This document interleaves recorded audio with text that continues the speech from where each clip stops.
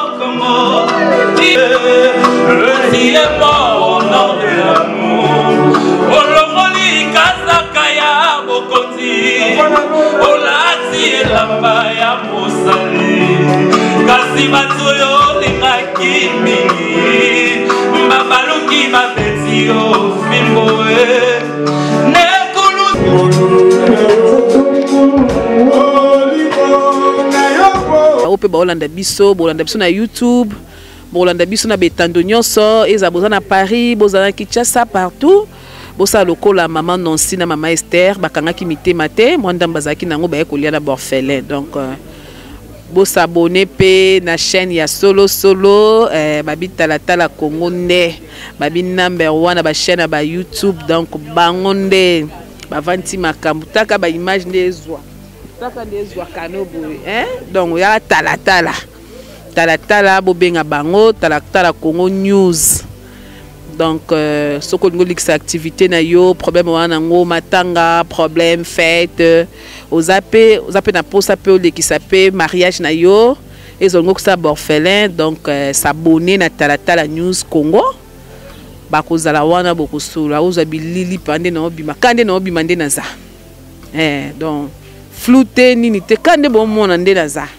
Donc c'est talatala TV tolingi bino mingi bisous nzambe azana bino ba Olanda biso na avant midi bonjour na après midi Olanda biso bonsoir. Donc bozala penza la bienvenue na talatala TV bolanda be émission kuna ba programme tout et tout bozala de suite et bisous.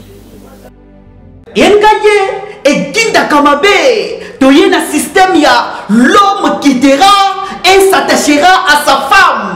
Le deux deviendront une seule chair. Congo Kinshasa, Congo Brazza, Angola, Tala, Namokili et loko babengi mariage. Basala kango kaka mbala moko. Pour salango mbala moko, il faut luka modérateur ya bien. Nanyango, yeyo, modérateur ya solo, modérateur international, Monsieur Tigana Mbumu, Sokyo Lingi Batuba Sepela, Olingi na événement na yo, Batuba Lalate, na mariage na yo, Mbonga Dote Zonga, Osa la provision, il y a 3 mois, 4 mois, 5 mois, Tala, Ngayeyo, modérateur international, Monsieur Tigana Mbumu, Tokoti 2020.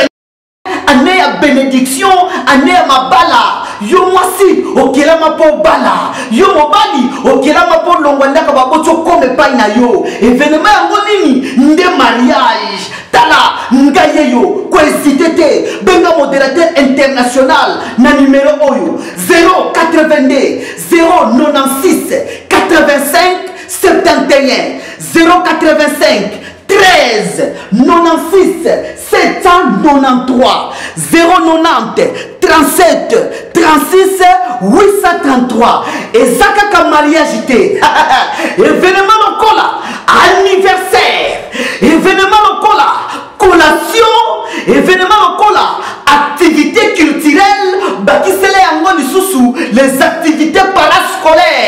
Ngayeyo, Monsieur Tigana Mboumu, modérateur international. Bakistan sous événement, matinée politique.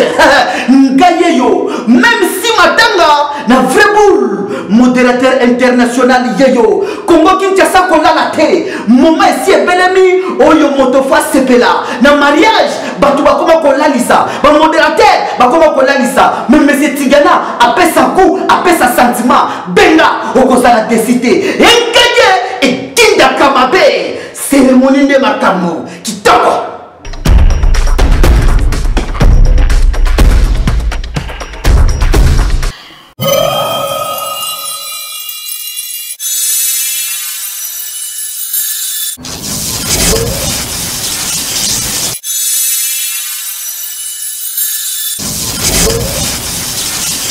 Jésus-Christ, Fils de Dieu, est livré pour tout le monde et tous les chrétiens, disponible dès à présent. Bien-aimés dans le Seigneur, moi c'est votre frère Osborne Njadi. Nous venons de publier un livre par la grâce du Seigneur intitulé Jésus-Christ, Fils de Dieu, un mystère longtemps caché par le Saint-Esprit s'est révélé. Merci beaucoup, Osborne Njadi. Jésus-Christ, Fils de Dieu, un livre très important et très profond pour faire croître votre connaissance dans la parole du Seigneur. Commandez le livre Jésus-Christ, Fils de Dieu du pasteur Osborne Njadi pour votre connaissance. Appelez ce numéro et vous l'aurez directement.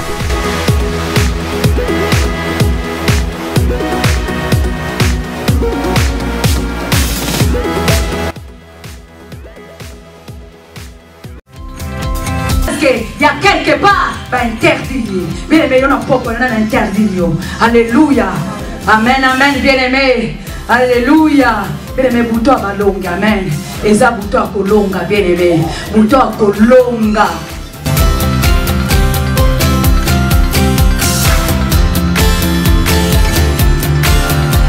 Bien-aimés dans le Seigneur, chers frères et sœurs, voici la deuxième édition, soirée d'exaucement. Jésus-Christ est Seigneur. Une journée spéciale, samedi 7 mai 2022, avec la servante de Dieu, Maman Pasteur Maggie Asalingwa.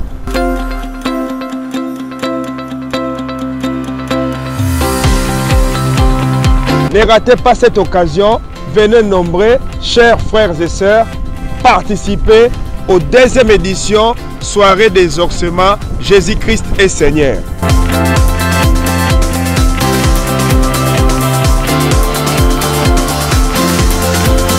Une seule adresse, 2415 AS Road, Iowa City, Iowa 52 240. Soyez les bienvenus.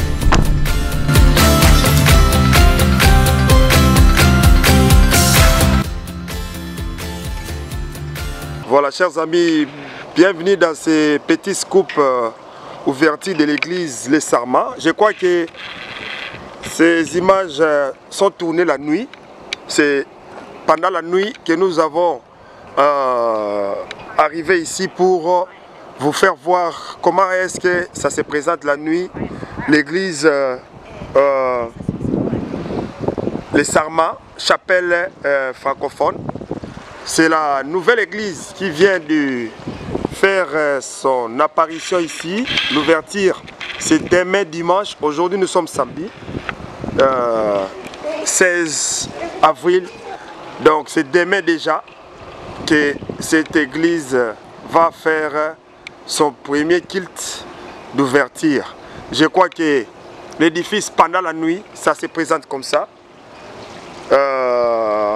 Les parkings est là, un grand parking qui peut contenir beaucoup de voitures pour des fidèles congolaises et congolais. Voici l'occasion de venir prier ici, un beau cadre pour chercher votre Dieu, pour écouter la parole de Dieu que le pasteur Kade Katoulouche nous a aidé à en avoir. Donc c'est grâce aux efforts des prières et surtout la volonté de servir le Seigneur que Dieu lui a béni avec cet édifice des grandes capacités.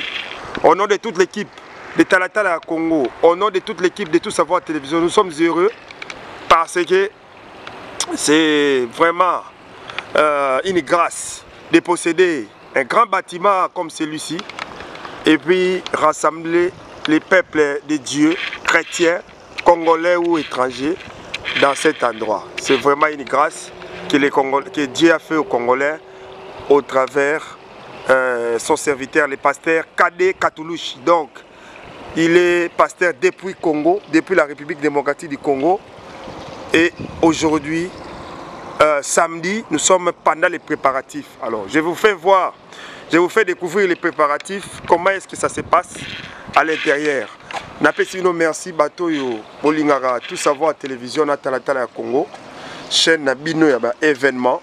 Sans nous, héros, chaîne Nabino ba événement, sans nous, vous ne pouvez rien faire. Vous allez vous apercevoir le frère Picho.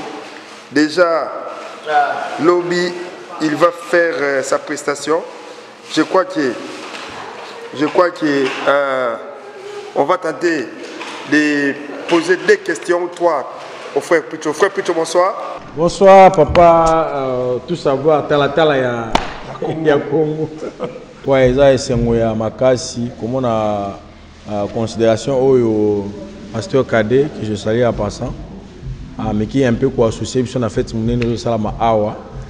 Maintenant, comme si on a mettre à temps, peu à circonstances, donc voilà quoi. Pour Pessimbo Tenaba, il y a Florence Mobimba, en particulier mon frère Giscard Yanfou, la famille Mobimba, Titi Bass, Dieu merci. Donc vraiment, tout ça, on a belé pour le coup, il y a un colo. Pour comprendre, moi, fatigue, ça, la ranzela moulaye. Oyanolanga lo sambo na sala na bosana. Lo sambo sekrebi ya no pesi na miswa bato. Oboyana memali kambwele kinga moto. Nzambe na ngai ebie pekise lote.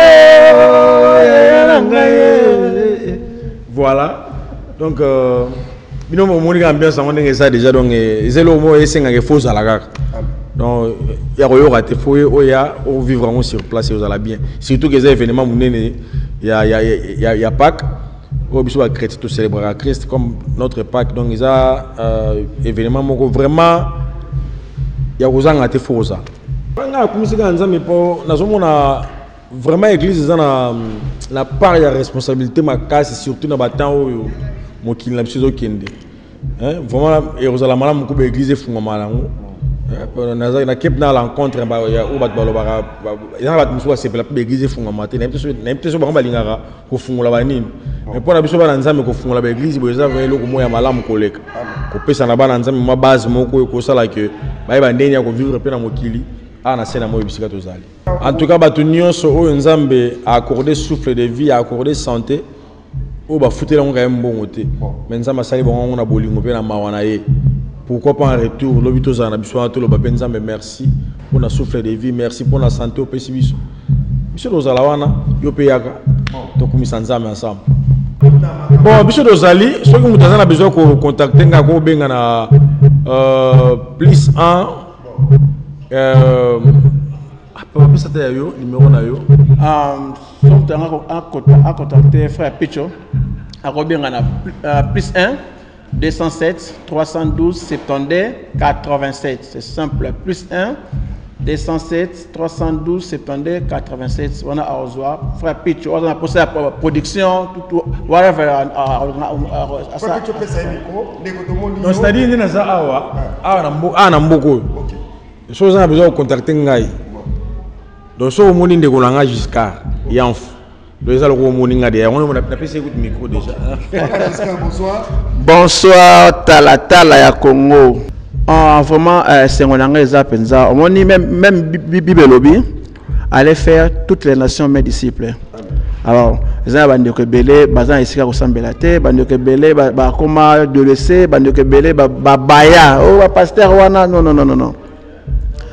Nzambe na biso baba ya kaete ndenge bigize efunga po de biso eza biso basambela na bandako alors nga na bimba ndeko lobby eza fête ya biso ba chrétien boya ebele to kumisa nzambe awa na église ozo fungama ozo botama lobby da bandeko ba congolais minoko nyonso boya nzambe ya minoko nyonso to bamona un conseil ya frère Michel Bakenda ana Florence mto organiser yango yewan donc kala mingi pété bozo pende on a bino pitcho pied mais bino kuna boyeli nanye et vous appelez awa na Florence donc papa jusqu'à razo bon sango déjà donc vous avez le vraiment ya bien.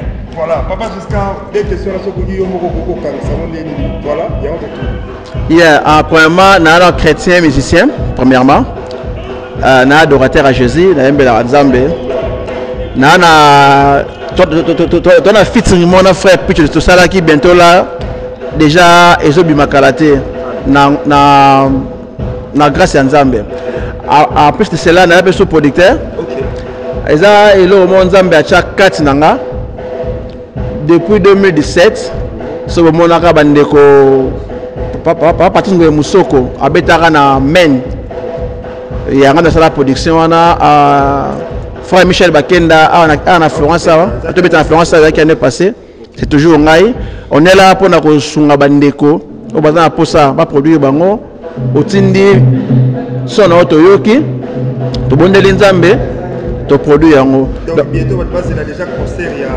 moyebi na kolo pitcho pieme awa donc bientôt là vraiment dans des toko tika na sa mère awa dans ba activité zo banda makasi ya ba concert eza ebele muta funga na piste na Florence eza frère pitcho pieme bompe ngana bien gaé ministre donc ministre ya Jésus donc ministre ya Jésus ministre ya louange aza tes frères to ebani boya aza mwana ya classe depuis ba Congo de ba université la titre de kobi benzembe azo battre la biso to bika to tangi na ye to sisi na université to sisi université nzamba yo ya nzamba yo sala grâce parce que biso sisi comme ba technicien ya labo donc to sali technique ya laboratoire médical mais nzamba yo ngabengi biso peto sala ena nzela loyembo to sala toujours nzamba yo sala grâce à Angola na Angola kuna natika keti na landi eli susu nakena hôtel etina nakena hôtel etina Angola et le nzamba sala grâce to so donc parcours moko eza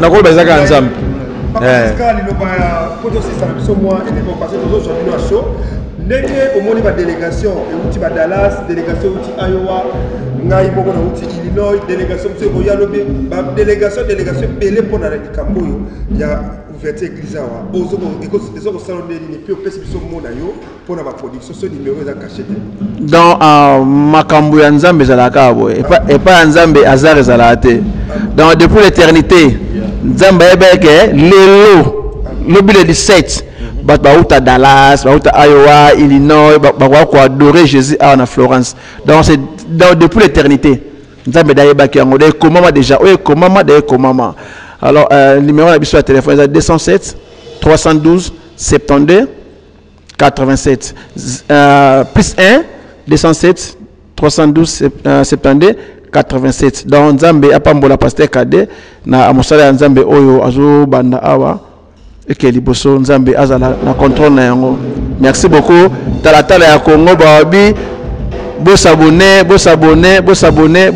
belé na talatala ya Congo news donc nzambe akopambola bino belé que Dieu vous bénisse merci. En fait on peut pas besoin de benga directement ba ko benga na 217 308 82 64 217 308 82 64 mais bateau aza awa na Kentucky vraiment papa jusqu'à azawana donc omoni nga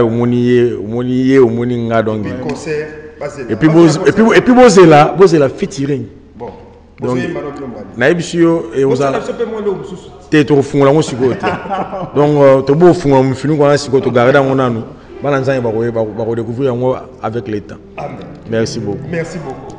Soki nazali na bomoi ezali pona ngai te kasi na bolingo na yo nzambe papa ngalazangi eloko ya kopesa na yo wolo pepa lata ya yo masia yango na tondi yo nzambe kumama yawe papa Merci beaucoup. Non, concert, autre a vu dans 3 mois, concert, dans 3 mois, dans pour préparer pour un concert, et un spectacle. Donc, dans 3 mois déjà, Bourgouzon déjà. Bazara branché. Merci beaucoup, Ndegolanga. Merci beaucoup. Voilà, chers amis, toujours continuer.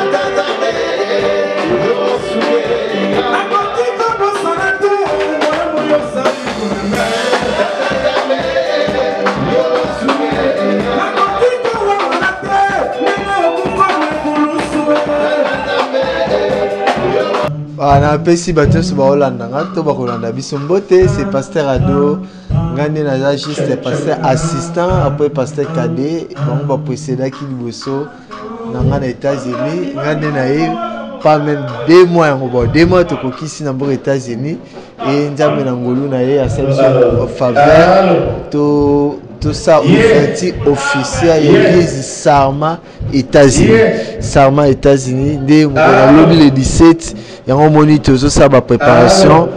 Bon, programme lobby tozali d'avoir to célébrer Pâques en même temps ouverture officielle de tozala na bande koloko ba yo so ba ti musika ba fa picho pied papa titi baza belé on est ba so biso tozali église la communauté ba assemblée dédiée biso tozala na branche francophone biso de tosunga bato ya Faransa et branche monsieur c'est tozala na 3 branches na ba Spanish nde baza na pasteur na bango francophone to na pasteur Cadet et na anglais ba anglophone pe baza pasteur bato wana ba salle belé o salle kutu za muke grande salle za koto wana nde za peut-être surtout sangani biso nyonso tout dans lobby je pense Maxel Bangali au mona sous ba salle et ba décoration so mona déjà donc biso de branche francophone et sika biso to komisa Nzambe yango bon avant na banana comme pasteur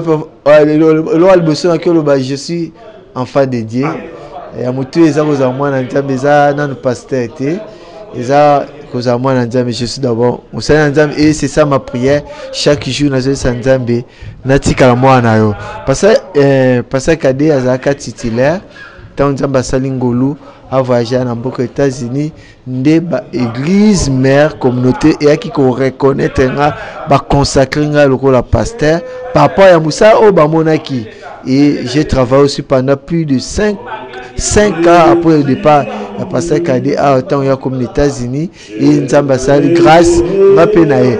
Et je suis déjà pasteur et je suis pasteur depuis Kala. J'ai fait le travail, ils ont confirmé l'œuvre et Dieu aussi a confirmé. Parce que les choses à Nzambe, avant de faire des choses, on s'en Nzambe. Ok, nous avons déjà ma belé, vous allez profiter, toujours préparer équipe Makassi, Nakishasa, Teresa, Makassi. DV, c'est vrai, le mot passeport, comme ça, passeport, toujours encourager, comme ça, bana, ba famille, ba beta DV, passeport, le mot, bureau Zali, na la Victoire, avenue Victoire A15, na côté à district à Kalam, surtout avec la maison Vodacom, tout ça, on a la maison Vodacom. Ba résultat, ce banda, na main à les 7.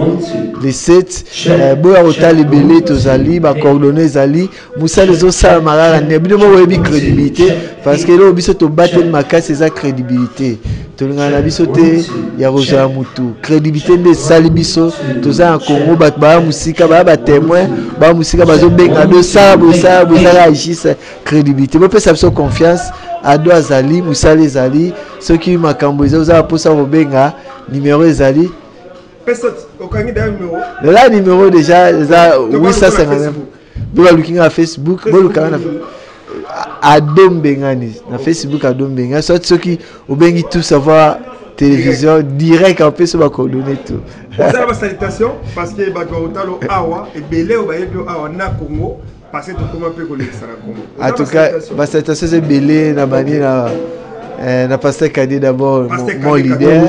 Pasteur Mwamba bangonde baza ba idée biso lelo toza sika oyo bato na baosa musala na États-Unis na baina na mo Maxime Bangali Maxime fait ça bango za moninga tongo moninga tongo déjà il faut ça bango na pesi prophète Jean-Marie prophète Jean-Marie kangaku dazo zela yo voilà mutu nanga prophète na ninga Makassi na pesi Dominique Ngina BG Mamboto ayo pasteur Maxime Kaona wana ba pasteur et na ba famille na pesi basé belé na ba famille ande makabu benga ka gouv maman Esther makabu Flori makabu Jean-Louis makabu de Thomas basé belé Henri Matata basé belé sans oublier Robosa moi si nangate maman Ornella Malou yo yebié Ornella Malou yo musale bandi nzamba pambola bino message moko pour la communauté congolaise à Kentucky au Bakolanda comté ba fino le roi ba Florence ba communauté congolaise au Basakoto famille surtout ba congolais tozali awa message za kaka chrétien ozali chrétien na Congo zape chrétien na Kentucky les États-Unis en général c'est que pour mener vie chrétienne digne na mboka oza facilité et combat liboso eza awa bato bazo perdre foi et ba perdre foi na epsaki mosala nzambe na ba perdre foi na ba raison valable ba raison eza valable na oti musala na lebi na oti musala fatigue faut na bima 5 heures bon des la valable mais na ba raison na dia ba pour sa grâce et conseil ezakaka musala ezali bolingo bomoko boyokani ça passe surtout oka ba nzambe to mona bekolo musu baza bolingo makasi mais total ba congolais biso ndire bolingo to yeba moto de ba chango panzi donc toka mama na nzambe so zaki mosala na nzambe tika mosala na nzambe so nzamba bengo sala na nzambe. Merci beaucoup pasteur Ali. Merci. Voilà, nous allons continuer. Natie la bino frère Picho ndela zo répéter mon naye frère Picho ndela zo répéter mon répète son naye comme ça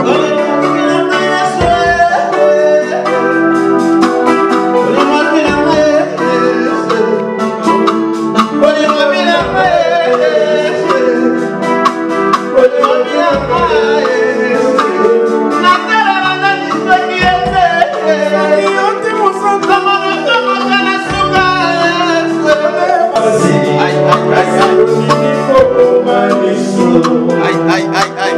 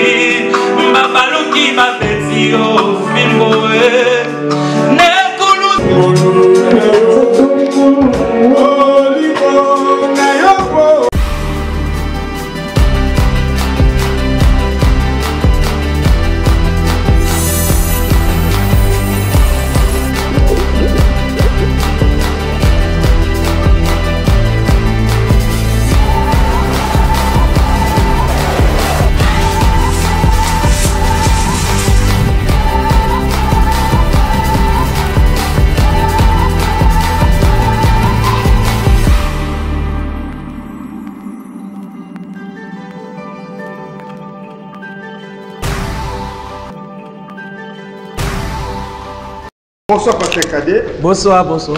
D'abord, la coïncidence de l'événement nous exige d'abord d'être dans la joie parce que c'est la résurrection de notre roi.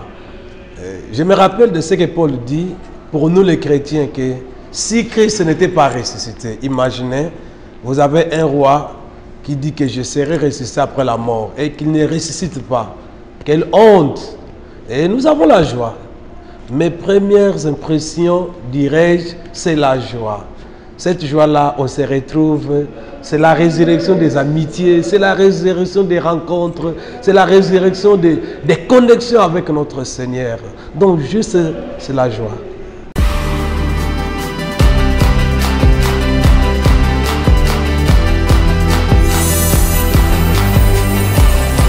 Oui, très long histoire. Pasteur Cadet, comme tu viens de le dire, Cadet Katoulouchi, nous sommes ici à Northern Kentucky, ça fait 3 ans, mais la vie chrétienne a commencé longtemps, en tout cas des années. C'est depuis 2000, dirais-je, depuis 95 que le Seigneur m'a fait grâce de connaître la parole de Dieu et depuis 2013 que je suis reconnu comme pasteur et nous servons Dieu dans l'amour de Dieu. C'est ça un peu, je peux dire. Donc celui-là, pasteur Cadet, si tu peux, comme 2 lignes que tu as demandé, c'est ça.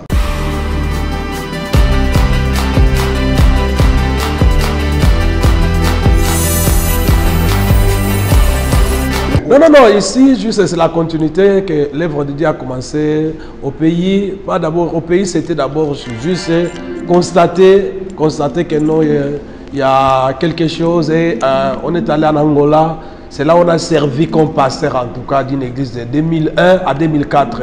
J'ai servi là-bas, 2001-2004, après, et je suis revenu au pays.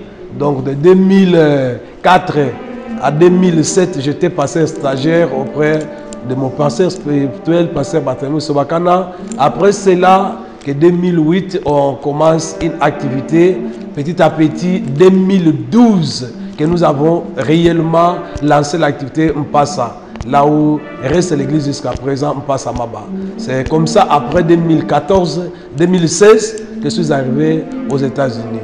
Et voilà, aujourd'hui, par la grâce de Dieu, on continue l'œuvre. C'est la continuité.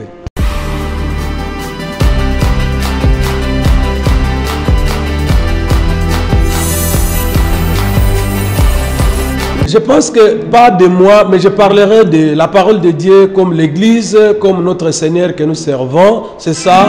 On est libre d'accepter ou de refuser. Mais voir un peu, comme tu as dit, la charge et le fardeau que nous portons, cela nous demande vraiment beaucoup de sacrifices énormes.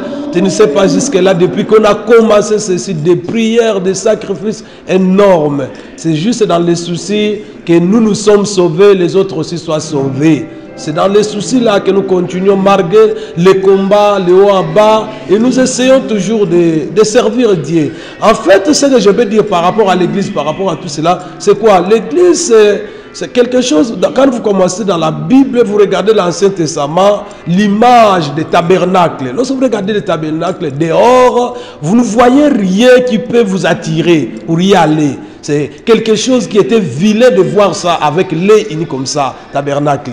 Mais quand vous entrez là dedans, que vous verrez que tout ce qui se trouve là, c'est en or. Tout ce qui se trouve là, c'est beau, c'est joli. Donc c'est la même chose à l'église. Quand vous regardez ça dehors comme ça, vous n'allez pas sentir c'est quoi, qu'est-ce qui nous pousse de servir Dieu. Est-ce que c'est les moyens, l'argent c'est quoi? Non, juste venez, entrez, acceptez Jésus. Vous verrez que la joie que nous avons, la motivation qui nous pousse à servir Dieu est énorme. C'est juste la reconnaissance que le Seigneur nous a sauvés, et aussi nous voulons aussi que les autres aussi soient sauvés comme nous nous sommes sauvés. Donc on ne regarde pas les combats, des choses, tout ça, ça se passe puisque lui-même le Seigneur en avait promis.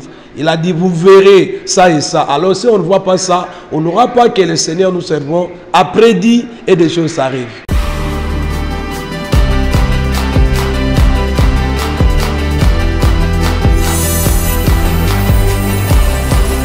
Ok, les choix, peut-être ceux qui ne pas d'accord, les ennemis, bon, c'est un peu difficile, oui, je comprends, mais le message c'est quoi juste les gens qui ne croient pas. Le message, oui, c'est ça que je dis, hein, quelque chose que peut-être la personne voit de loin, moi je dirais c'est ça, écoutez, c'est quelque chose de confiance.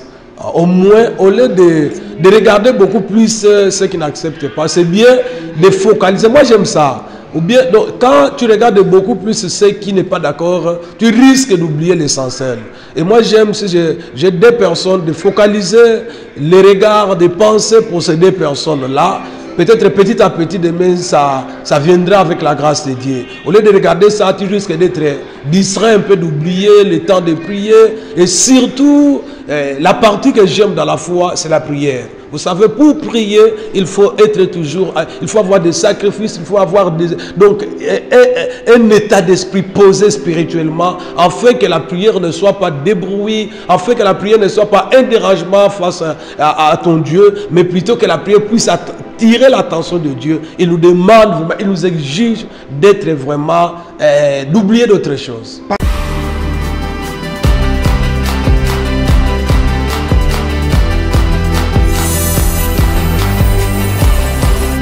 D'accord, merci d'abord. Service au biseau disposé, dans le salat aux anango, d'après ça, exemple toujours dans le marqué, ceux qui ont coûté na base 4, bango se robota bana ndenge mon côté. Musu akobota Yesu, musu akobota Jean-Baptiste, musu akobota Like, musu akobota donc Samuel ndenge wana na musala nzambe. Donc biso na grâce nzambe asali biso musala ya liboso tozala kanango fardeau vraiment maloba na nzambe evanda. C'est pourquoi kombo ya sarma ezali image ya koloba ke Yesu azanzete biso tozabitape.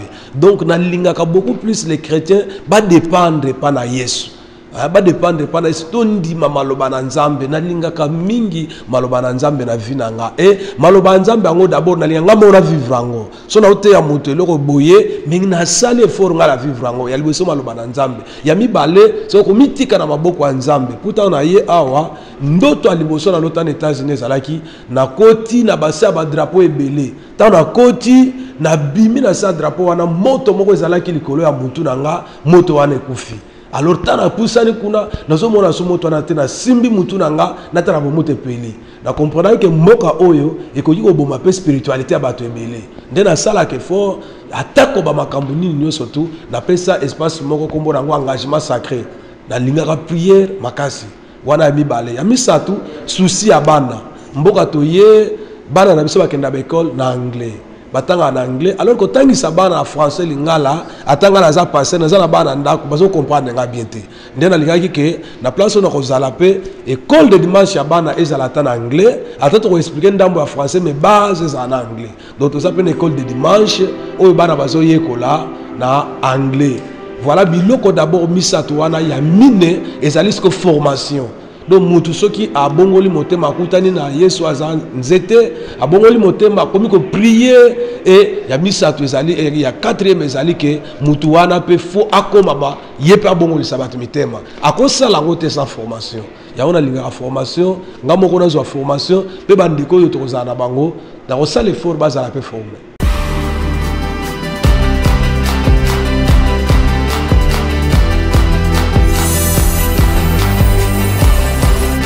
Donc loko liboso o message kozala ezali na kozala pembeni na bango na bango noka ke tango ba une église mais plutôt tango baza na bosenga ya nzambe pe ya basali ya nzambe na lia kozala pembeni na bato nzamba pesinga ye communauté eza bato na kati na bango bato nyonso bazali ba isengo ezalaka pasi pe ezalaka na linga ko vanda pembeni na bato nzamba pesinga donc promesse ya kozala na bango pembeni ya mibale ezali message ya kimia ke Yesu asekwi eloko liboso abimisa kitango akutani ya bayekoli na ye alobaki na pesi bino kimia je vous donne ma paix kimia wana elakisi eza kimia c'est-à-dire que to sala communauté ya kimia ozo sunga ke makambo ekende liboso ndenge toza bo tozo représenter ekolo na biso tozo représenter mboka na biso Congo tozo représenter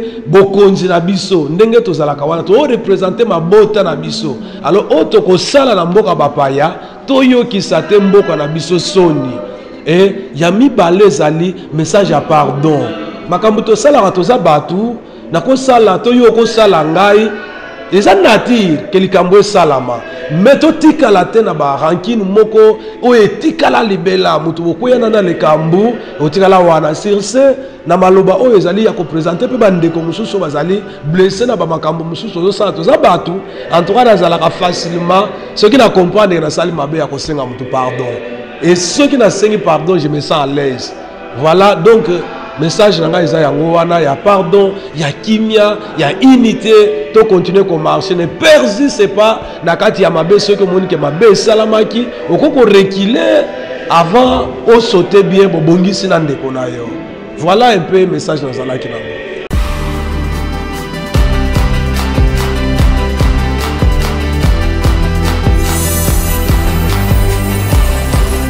Ah, merci beaucoup na na organisation interne des Ali Boye.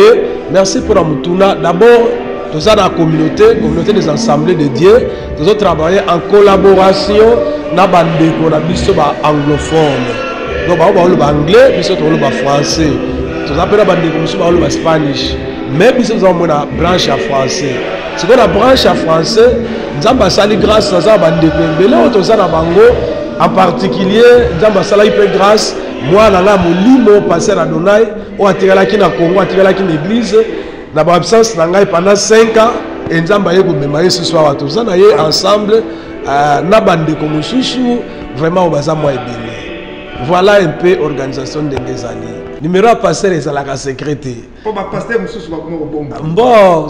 Ndenge ngala uti ko bana kozala pembeni ya batu ndenge ni na kozala pembeni ya batu na bombi numéro na ngala chango kututina ba Facebook tina ba YouTube donc so kotika kawana okomona ezali 859 991 0942 na pesa yango donc ezali yango wana soki mutu abenginga na ba service spirituel ezali 859 obakisi 991 après on tient 0942. Alors tu benga maka na ba service nyonso mutu azana bosenga lo sambo osombinda ku bosenga lo sambo na kati maladi ozana ngo bosenga lo sambo ozana situation zo déranger yo na yebi nazana témoignage na période ya corona ka place mon église awa banda 2020 na sala une année l'église awa chaque mardi na sambelaka nazoki ne osambela tina banda kwa batwa ya nini ya corona na kena sambele nzamba sala pe grâce ya kobika bazali alors gloire à Dieu Donc numéro nanga yango wana programme église tozo banda kilte ya dimanche pour mboko ba complication za moi mingi tozo tala jusque là ya ko sala service moko ya prière en ligne auto sala carte on peut ça va donner nango na muto ko benga biso na numéro wana to kotise na groupe atano soza na prière azo participer mais entre temps intercession zo sala ba samedi na ba 18h. Alors à part ça kilte na biso ya dimanche ezo salama 10h30 titre aussi sango na 12h15. Donc voilà un peu le programme tout ça nango. Donc on a tout ça dans début moyen là to charger le programme mingité donc na malembe titre on peut ça programme aussi.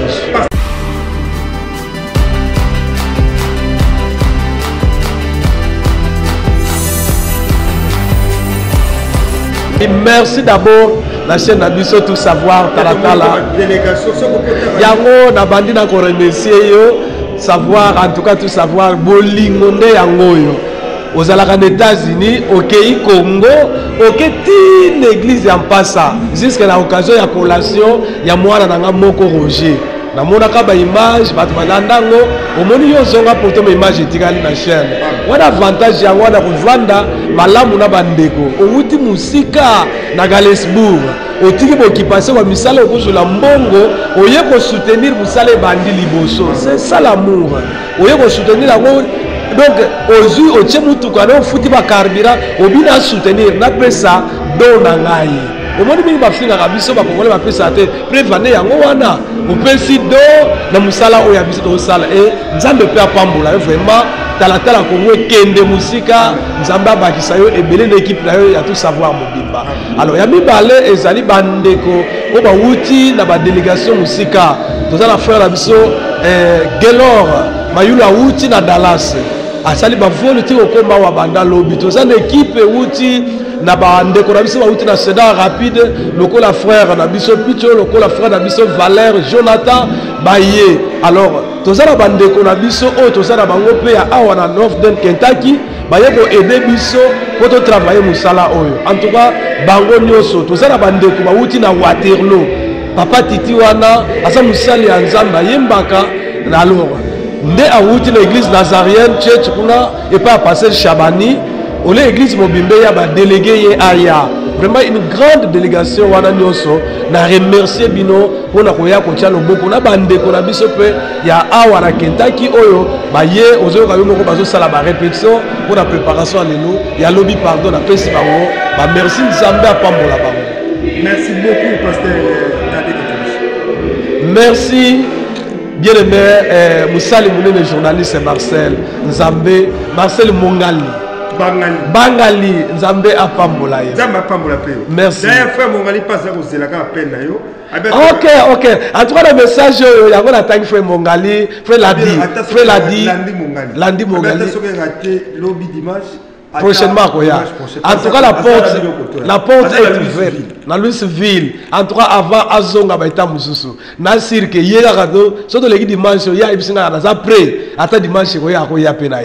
Porte est ouverte, frère, dans Gaïaka, to Sengamoto, quitter sa moto, ya.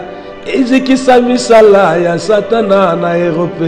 Donc, Talaraka yo, mouté ya voix, nga mouté ya maloba, voix ezalakate. Merci beaucoup, pasteur Kadé. Merci.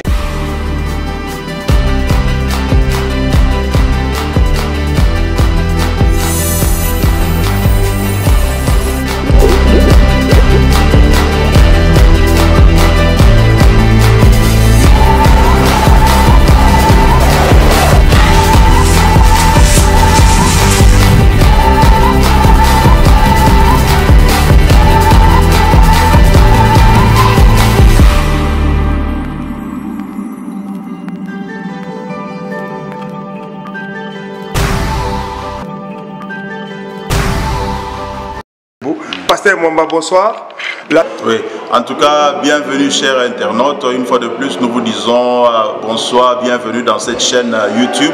Nous sommes vraiment dans la joie de vous recevoir. Moi, je m'appelle pasteur Mwamba. Je suis le pasteur adjoint dans cette église des Assemblées de Dieu que nous appelons la Chapelle du Christ. Non pas seulement je suis le pasteur adjoint, mais je suis aussi le président en exercice de la communauté congolaise ici dans la région de Northern Kentucky. En tout cas, c'est vraiment avec joie que nous vous recevons tous et ceux-là qui suivent ces programmes sur vidéo. C'est vraiment notre prière que Dieu puisse vous toucher et qu'il puisse vous visiter. C'est vraiment avec joie que nous vous accueillons aujourd'hui dans notre église chapelle, l'extension francophone. Nous sommes vraiment dans la joie de lancer cette nouvelle extension parce que ça fait vraiment longtemps que nous avions désiré d'avoir au milieu de nous la diversité au sein de notre église. Notre église est principalement blanche, mais avec tous les actes de racisme que nous avions tous détestés ici aux États-Unis, nous, en tant qu'église, nous avions voulu montrer l'exemple. Et si Dieu nous a appelés tous par le sang de Jésus-Christ à être un, comme lui et le Père sont un, nous également, nous devons nous efforcer à inclure tout le monde au sein de cette grande famille que nous appelons la famille chrétienne. Alors nous sommes vraiment dans la joie parce que ce week-end, nous venons de lancer 2 extensions, une extension pour les Spanish et une extension pour les francophones. Nous voulons que notre église se ressemble à ce que va se ressembler le royaume des cieux quand toutes les nations vont se rencontrer, quand toutes les nationalités, quand toutes les cultures vont se retrouver ensemble et glorifier le Seigneur. Vraiment, nous sommes dans la joie et nous célébrons la résurrection de notre Seigneur et Sauveur aujourd'hui. Et il n'y a pas autre chose qui puisse vraiment symboliser cette fête de la résurrection de notre Sauveur que voir les frères et sœurs de différents pays, de différentes origines se retrouver ensemble pour louer le Seigneur. Alors, nous avons un grand jour qui nous attend demain. Demain, c'est le dimanche, le premier jour de la résurrection de notre Seigneur et Sauveur. Alors, nous allons avoir 3 cultes demain. Nous avons 2 cultes anglophones et un culte francophone. Le culte anglophone, ce sera à 9h, le premier culte, et à 10h40, ce sera le deuxième culte.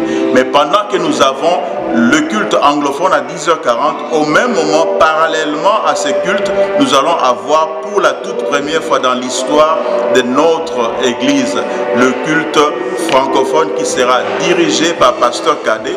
Et nous avons des amis qui sont venus de Iowa, il y a un autre frère qui est venu de Dallas. Ils sont venus pour louer le Seigneur ensemble avec nous. Ce sera vraiment un grand jour. Nous allons célébrer la résurrection de notre Sauveur.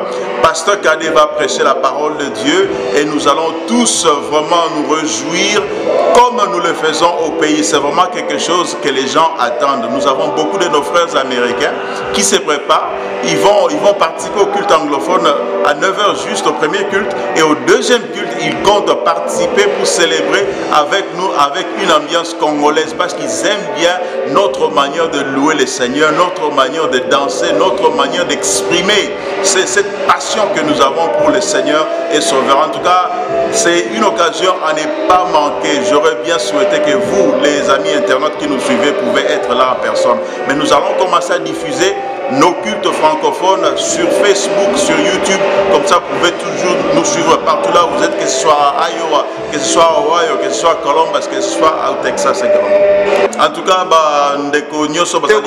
vous pouvez commencer en français, oui. Mais vous allez conclure. À tous nos frères qui nous suivent en direct, si vous voulez vous brancher, vous connecter, suivre nos cultes en ligne, vous pouvez aller sur www.christchapel.net, www.christchapel.net, et vous pouvez aller et vous pouvez suivre notre chaîne directement, ou bien vous pouvez aller sur Facebook, vous cherchez seulement Christ Chapel, et notre église va s'ouvrir et vous allez voir notre live. Vous pouvez aussi nous retrouver sur YouTube avec le même nom, notre chaîne à YouTube s'appelle... Une fois même ça, on a écrit, on va mentionner ça. Oui, Christ Chapel, et c'est par ce canal-là que vous pouvez entrer pour suivre nos cultes en direct. Alors on aimerait vraiment vous voir, et si nous pouvons vous aider d'une manière ou d'une autre, en tout cas ne manquez pas de nous contacter. Notre adresse physique c'est 3819 Turfway Road dans la ville de Erlanger, ici à Kentucky. Le code postal c'est 41018. Alors notre communauté elle grandit. Nous avons plus de 1000 Congolais maintenant dans Northern Kentucky. Et quand une communauté grandit, il y a toujours des problèmes, il ne manque jamais de difficultés. Nous sommes une communauté comme... Ok, na biso nyonso bazali kolanda biso na chaîne YouTube Oyo. Talatala ya Congo. Talatala na bandeko nyonso bazali kolanda biso na chaîne YouTube Talatala ya Congo. Tozali vraiment na esengo ya mingi koleka ko mona bino ba internet ndenge bozali kolanda émission na biso ya lelo. Ngai nazali président ya communauté congolaise awa na Florence et puis ba ville nyonso zali nzinga nzinga to tombeli bino vraiment mobu molamo mwa moko malamu nzamba pambola bino communauté na biso awa na Northern Kentucky zali malamu to so comme belé tozali na plus de 1000 Congolais bazali awa. Alors comme ba communauté nyonso ezanga ba difficulté te tozala ba problème na biso tozali nango mais na nguya nzambe na grâce à nzambe tozali kokoba malembe tozomeka pour résoudre ba problème wana ba difficulté wana ezali ko kembisa biso pe bolingo ezali kati na biso ba difficulté ezali ba il y a ordre quelles sont les difficultés à question? Bon, ba difficulté ezali neti ba divergence d'opinion ndeko akolo ba keno ngana monito sala bote ngana monito sala gaboyo mo ko benda na sala mo muke mais ça toujours na kati ya choc ya ba idée que anani moi sagesse payaka on ah voilà ndeko azaki na raison alors zo sunga biso pe to kemba na makambo tozali ko sala donc to sa musala makasi tozo ko aider bandeko bazo ya sika kotalisa bango banzela lolenge ndenge ya kofanda na mboka oyo bandeko mosusu tozolakisa bango ndenge nini bakotanga bakelasi bazwa badiplome na bango bameka kosepanouir bamisusu bazali koya bayebi te basombaka ndako ndenge nini bademarche ezalaka ndenge nini tozolakisa bango ndenge nini na kosala bademarche wana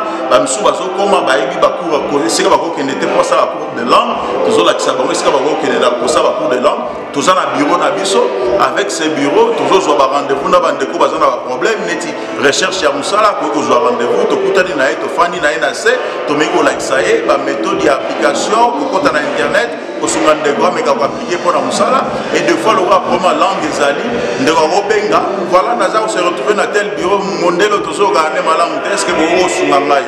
Alors nous avons toujours des gens au Bazali disponibles pendant la journée pour se rappeler na problème. Alors en tout cas tu aider bande rebelle et belé peut se retrouver dans un problème avec la justice. Il fallait qu'on nous avocat, il fallait qu'on intervenir devant juge.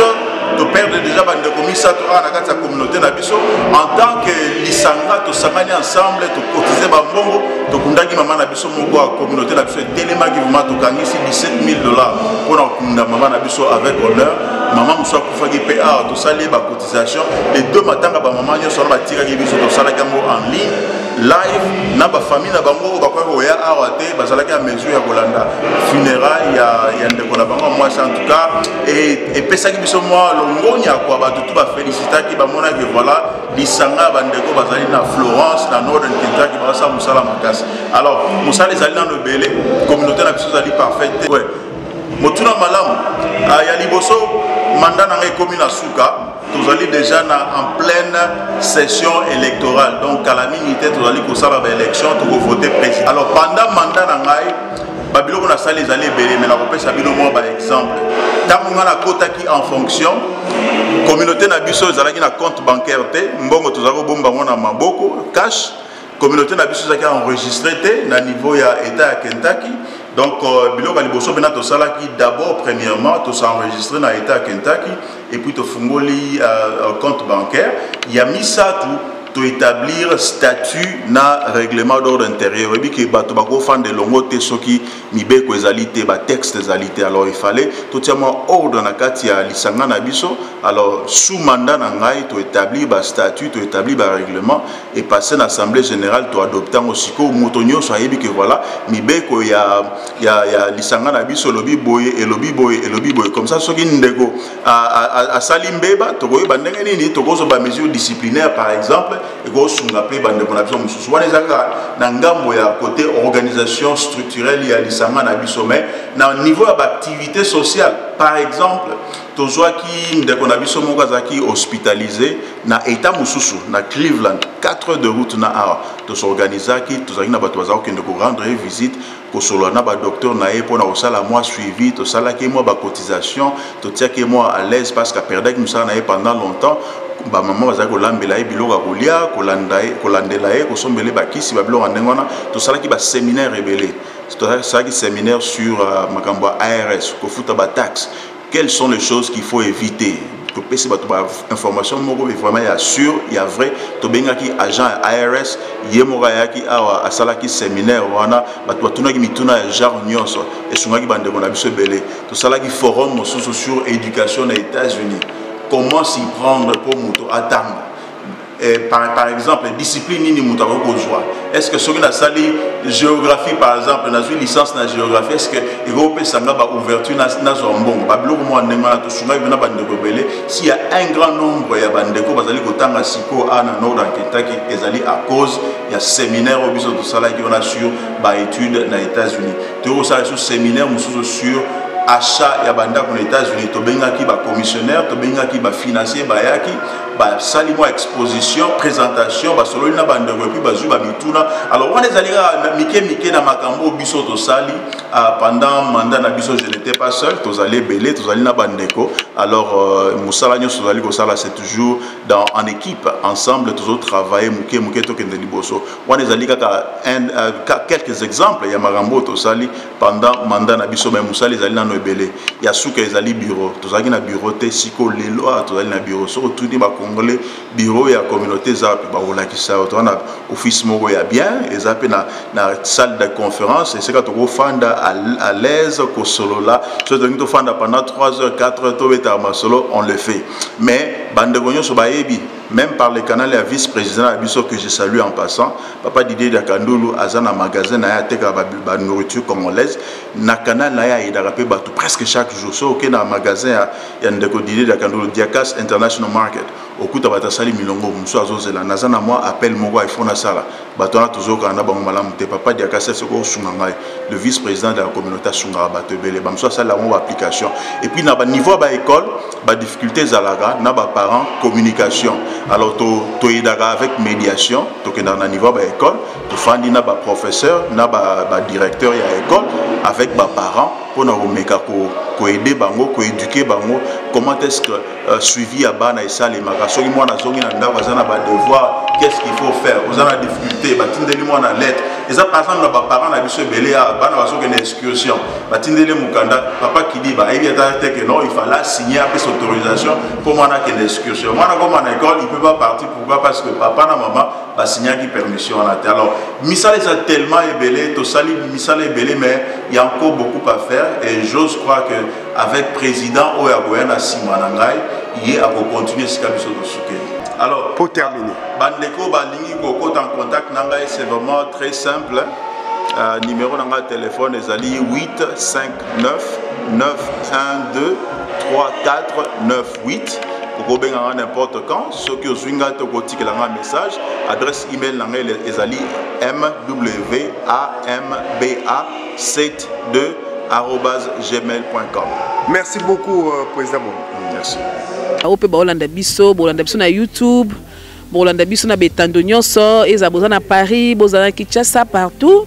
Bosa lokola maman Nancy na maman Esther bakanga ki mitema te, mwanda mbazaki nango baye kolia na borfelin. Donc bosa abonné pe na chaîne ya solo babi talatala Congo ne, babi number 1 na ba chaîne ba YouTube donc bangonde bavanti makambu taka ba image ndezwa. Taka ndezwa kanobo hein? Donc ya talatala bobenga bango talatala Congo News. Donc ce qu'on dit que activité na yo problème wana ngo matanga problème fête aux appels na posa pe qui s'appelle mariage na yo et ont ça orphelin donc s'abonner na talatala News Congo bakozala wana bokosula ozabilili pande na obima kande na obima nde naza donc flouté nini te kande bon mona nde naza Donc c'est Talatala TV tolingi bino mingi bisous nzambe azana bino ba Olanda biso na avant-midi bonjour na après-midi Olanda biso bonsoir. Donc bozala penza la bienvenue na Talatala TV bolanda ba émission kuna ba programme tout et tout bozala de suite et bisous.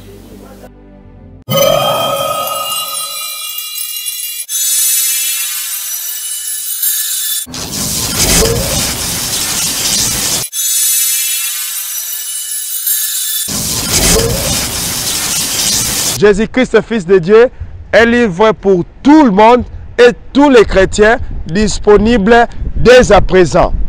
Bien-aimés dans le Seigneur, moi c'est votre frère Osborne Njadi. Nous venons de publier un livre par la grâce du Seigneur intitulé Jésus-Christ, Fils de Dieu, un mystère longtemps caché par le Saint-Esprit s'est révélé. Merci beaucoup, Osborne Njadi. Jésus-Christ, Fils de Dieu, un livre très important et très profond pour faire croître votre connaissance dans la parole du Seigneur.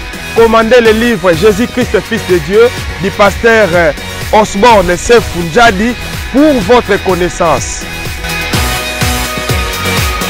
Appelez ce numéro et vous l'aurez directement.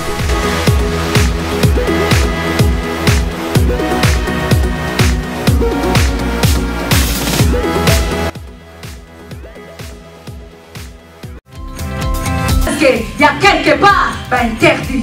Bien aimé, on a pas interdit. Alléluia. Amen, amen, bien aimé. Alléluia. Bien aimé, bouton à longa. Amen. Et ça, bouton à longa, bien aimé. Bouton à longa.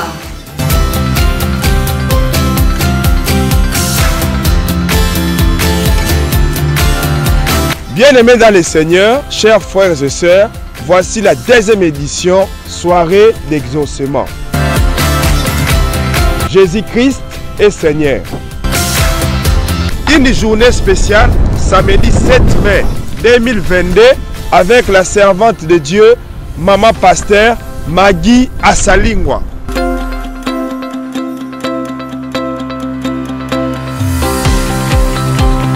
Ne ratez pas cette occasion, venez nombreux, chers frères et sœurs, participer aux deuxième édition, soirée d'exaucement, Jésus-Christ est Seigneur.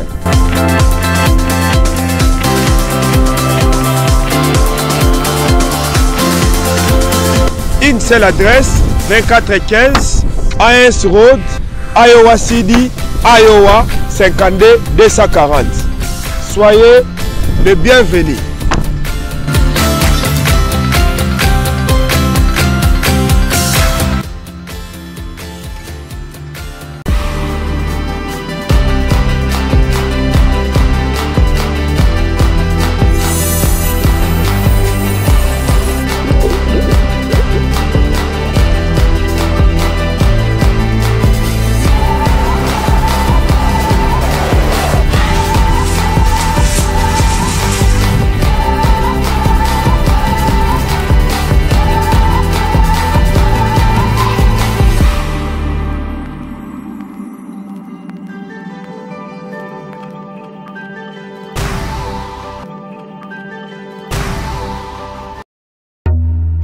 Donc, chers amis, vous devez nous contacter pour filmer vos mariages, pour filmer vos anniversaires.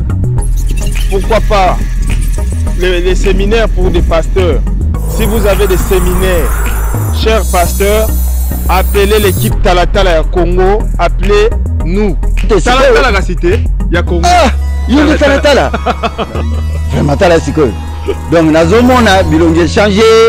Ce qu'on a miroir, il y a Talatala, au moins on peut bilongue changer. Nous avons allé dans Sengo pour le journal. Parce que nous sommes des professionnels d'image, nous faisons ceci. Parce que c'est notre métier et nous en sommes fiers. Au nom de toute l'équipe de Talatala Congo, au nom de toute l'équipe de Tout Savoir Télévision, je vous remercie. Nous vous disons merci. Merci parce que nous sommes déjà aux États-Unis d'Amérique et nous sommes là, prêts pour vous servir. Merci à Trésor Kanza, Mobalia, Falon Daboussou. Merci à Bonheur et Longo. Merci à Soule Nzouzi. Merci à Papi Choluka, DG Talatala Congo à Kinshasa. je vous remercie. Merci à Sheila Poutou, journaliste à Talatala. Merci à vous tous qui êtes toujours là pour soutenir notre équipe.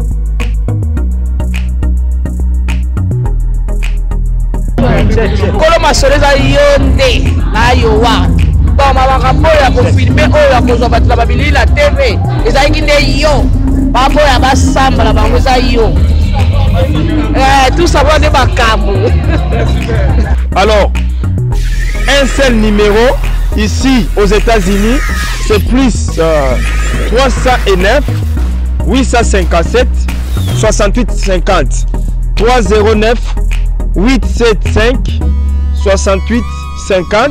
Si vous appelez ou vous textez, nous serons là toute l'équipe pour faire les reportages.